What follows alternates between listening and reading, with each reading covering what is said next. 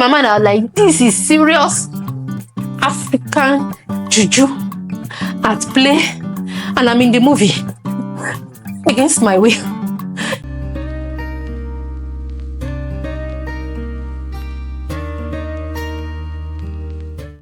Hey people, welcome back to my channel. This is your online gist partner, Joysuave. If you're just coming to this channel for the very first time, you are highly welcome. Please do well to subscribe to this channel so you can join the MVPs of YouTube.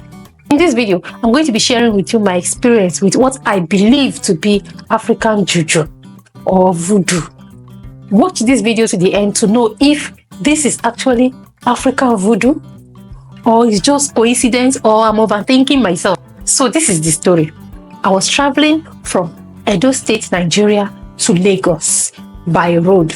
And of course, the road was bad.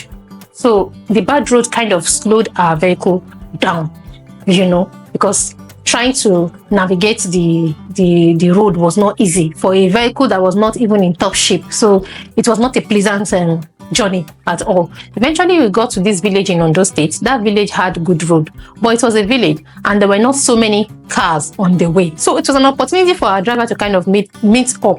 So he wanted to start speeding because he had already wasted time on the way trying to navigate the bad road before we got to the village. So the driver just started speeding. Not like speed serious, maybe 100 kilometers an hour, because the previous ones were going like 20 kilometers an hour because the road was really bad, you know. So it had taken a lot of our time. So he got to that village, the road was good, so he was just trying to like take 100 kilometers. And the funny thing is, the people in the village, they are not so used to so many vehicles going through their road because it's actually a village. It was very quiet. As we're driving through the road, then a ship ran into the road. So in the process of our driver trying to maneuver not to hit the ship ran into the road, and when it saw the ship saw the vehicle, the ship quickly ran back, you know, running into the road, and then see vehicle, he quickly ran back. Then the ship's baby was already running after the mother. So when the mother ran back, the ship couldn't, of course, the ship didn't know the oh my god, that was an eventful episode. When the driver saw the ship, the driver was trying not to hit the ship, you know, because it was already too close. So he was trying to hold his brake and all of that to see not to hit the ship. So the ship ran back, but the ship's baby just ran into the road, and then the driver just I had, oh my god, it was like bones cracking. Like, Jesus, you hit it. Driver like, what is it that he tried to not to hit the ship? Another one came from nowhere that he's not even going to stop. You know, he was just complaining and he was going. So at that point, I was feeling bad that if you hit a ship, you're supposed to come down to even notice that you hit something, not even stopping at all. Kind of disturbed me. I was just so a lot was going through my mind at that time. I was just wondering, did I just hear cracking? Oh, that ship, that lamp, it was a lamp. That lamp now. I was just imagining what is happening to the lamp. I was wondering why the driver didn't stop to kind of talk to the owner of the lamp or something. The driver was still going. The next time I started hearing meh, meh under the vehicle. The driver drove like another 4 minutes.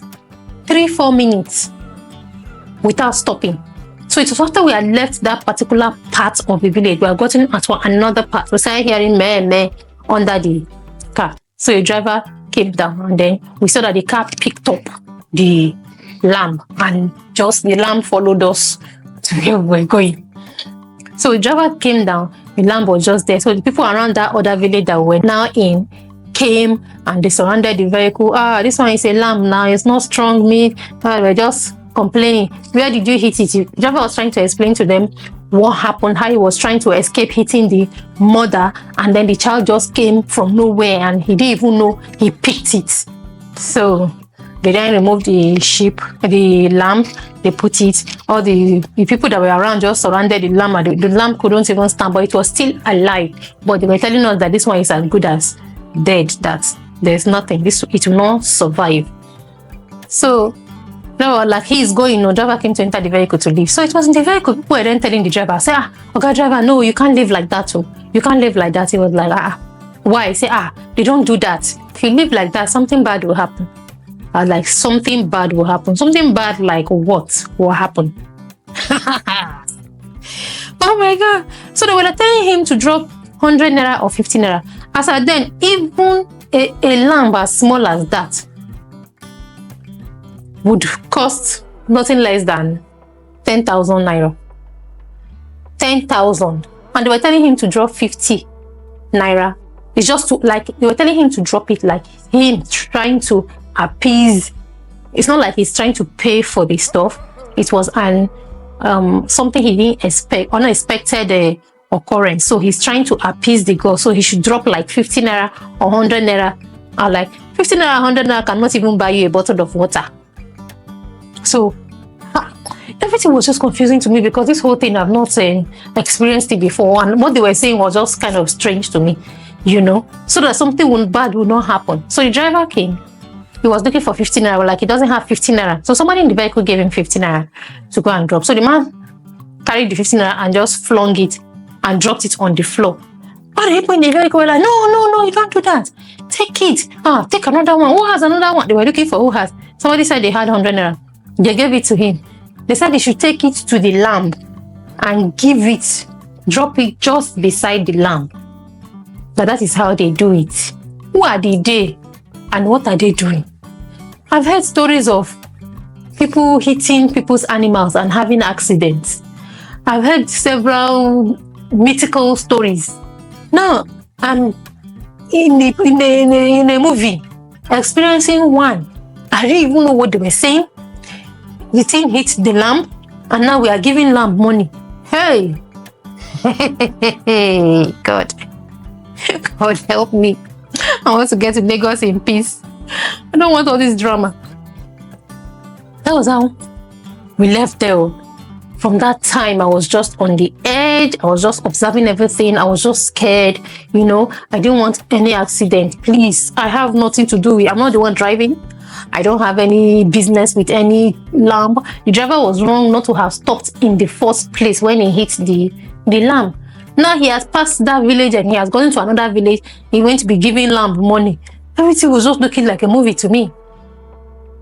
So I was afraid there going to be accident. I just wanted to get to Lagos. I'll just say, until I get to Lagos like this, then I will know that all is well. That lamb story was just a superstition.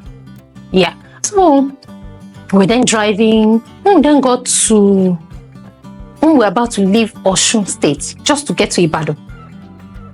By this time, the journey had taken a long time because of the bad road and the time we spent with the lamb. So the time had gone. So we got to that place around, we're getting to, they then said we're in the last place in Osun. After that place in Osun, then we will get to Ibadan. Ibadan is very close to Lagos. If I had gotten to Ibadan and anything happened, I can easily find my way from Ibadan. But Osun, I didn't know the road. I don't know all those places.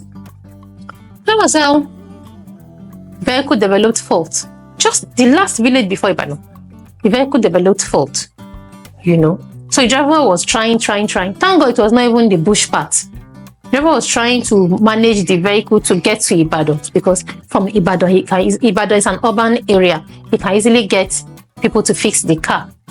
But the vehicle couldn't move. So I was like, when I'm telling the driver, it's better you stay in this village and find a mechanic to fix this car than us entering this bush path going to Ibadan. The vehicle was not even moving again. It was just struggling. Like the driver was struggling. It was almost at standstill, but he was still struggling to see how to move the vehicle. So we then advised him, park. So we saw a place where there were so many people. We were like, okay, park here and tell them to help us look for mechanic. This was around past, let's say to 4 p.m. So we parked in the junction of a particular village. The boys around there came, wow, what's happening? We were in the car waiting for them to figure out what was happening. It was sunny. It was sunny. All of a sudden, from nowhere, rain started. You needed to see this rain. Oh my God. It was a heavy rain. The rain was so heavy that people who even came to come check what was wrong with the car, they couldn't stay inside. They had to go find shade. The remaining of us were inside the vehicle, just waiting for the rain to subside. This rain did not subside. From 2 4, that as soon as we parked in that village, rain started. It rained. It rained. It rained fire and brimstone that day. It rained cat and dog. We were even praying for the rain to subside so that whoever wants to come and check what is even wrong with, as at that time we didn't even know what was wrong with the car. We wanted someone to come and check so that we will know how to even start to figure out what to fix. From to 4, it rained to 6. And it was not this kind of rain that you can come out. Whoever wanted to figure out what was wrong with the car needed to go under the car. And everywhere was flooded. So even when the rain had subsided, we were still waiting for the floods to go before he can even lie down on the floor to figure out what was wrong with the car. So we were just stranded in this village. So at that time, I was just thinking, oh, Lambo, Lamb did not accept our money. Lamb did not accept our money. And then this village is in a place where I didn't feel safe. I was among the youngest women in the vehicle, and our car was surrounded almost by touts, by people looking dangerous. I was like, I cannot be here till darkness, because I started panicking. The rain subsided. Somebody came, they figured out what was wrong. They said they needed to buy something to fix. When they bought it, they fixed it. So when they were trying to couple up the stuff, I was in the vehicle, I heard, "Pah!" Hey, what happened again? Something else completely different from what even brought us to the village had broken. By this time, it was almost getting to 6:30 p.m. And because it rained, everywhere had already started getting dark. And I was in this village. That was when driver then said, where can he get the part? He said he has to take bike to get to one other village to go and buy that particular part that broke. In my mind, I was like, this is serious. African Juju at play. And I'm in the movie. Against my will. Against my will. So that was when I thought, I'm like, no. I can't stay here, because I don't even know when the driver will come back. With all the kind of people I'm seeing around this vehicle, I was already getting scared. Number one, once darkness is dark, they may rob us. They may start doing things that, no, I just needed to live there. So I had to go and ask them, how do I get a bus going to Lagos? They then told me I had to get a bus to Ibadan first before I get to Lagos. Or like, let me just leave this village. So eventually, I had to pack my things, left the vehicle there, went to Ibadan. From Ibadan, I got another vehicle. Guess what? I arrived in Lagos past 12 a.m. that morning. For a journey I left the previous day, 8 a.m. I got to Lagos. Edo State to Lagos. All these delays and all the drama that happened along the way made me conclude that at least, thank God it was not an accident. The previous stories I hear is about accidents, that everybody in the vehicle would die and all of that. I never used to believe. So when this one then happened, I started, at least it was not an accident. This one looked too real. Maybe the owner of the lamb was upset and went to do something voodoo way.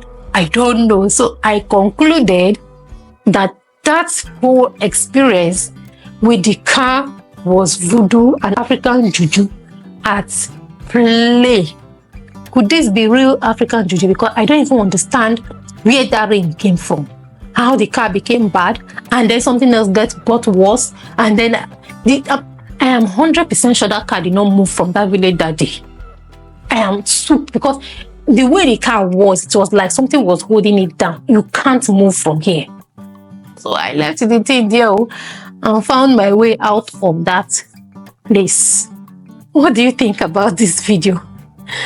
Could this be real African Juju at play, or is just coincidence that suddenly rain from nowhere just started and rain did not end? Or I'm overthinking it? I'm asking you that question now because I really seriously want to know what you think about this video. Kindly drop it in the comment section because I will be going through it, because even till now when I think about that whole experience, I'm still a bit scared and I'm just feeling somehow about the whole thing. Thank you very much for watching this video to this time. I really want to know your opinion about the story and what you really think happened that day. Please like this video, subscribe to my channel also, turn on the notification bell so that anytime I upload new videos, you'll be among the first to get notified. Thank you very much. Spread love. I love you. Bye.